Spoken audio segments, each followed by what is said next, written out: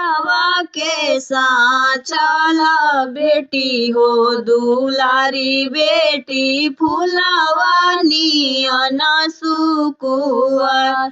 सचवा के साचल बेटी हो दुलारी बेटी फुलवा नियन सुकुआर। जैसे कि दह बीचे खिलेला कमलवा हो अंगना में बेटी खिलखिला। जैसे कि दह बीचे खिलेला कमलवा हो अंगना में बेटी खिलखिला। अखिया में आंसू लिहले मामा समझावेली जनी जइहा घर से बाहर। अखिया में आंसू लिहले चाची समझावेली जनी जइहा घर से बाहर। अब तोहरे बेटी हो लगली लगनिया हो देहिया गइल दुबरा। अब तोहरो बेटी हो लगली लगनिया हो देहिया गइल दुबरा। तना बचनया माँ बोलही ना पावेली भैया पूछले कबार। एतना बचनया माँ बोलही ना पावेली भैया पूछले कबार। घर से बाहर जदी जाई जबर बहिनिया हो लागी जइहे कौन पाप।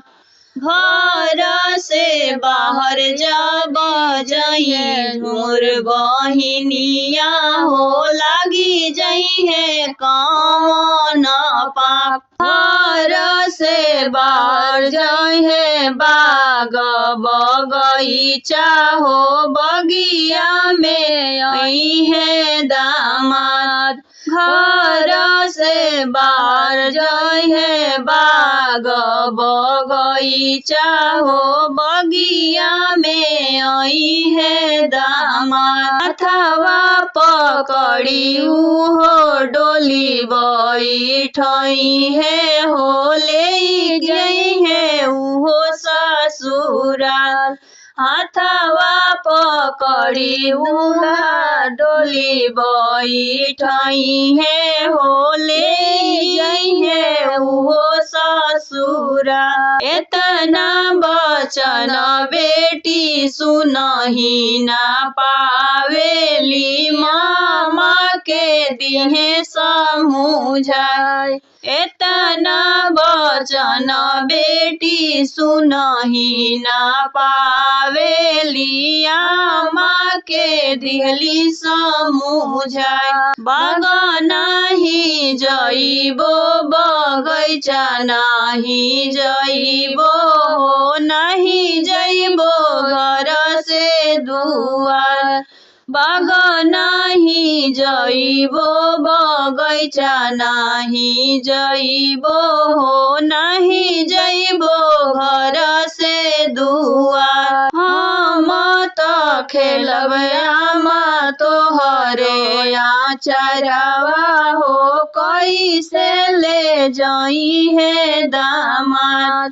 हम त खेलब आमा तोहरो आचरवा हो कैसे ले जइहे दामाद। एतना बचन जब सुने भौजैया हो बिरही बोलेली एक बात। एतना बचन जब सुने भौजैया हो बिरही बोलेली एक बात। केतनो लुकइबू या छिपबू ए ननदो हो जाए के पड़ी ससुराल। केतनो लुकइबू या छिपबू ए ननदो हो जाए के पड़ी ससुरा।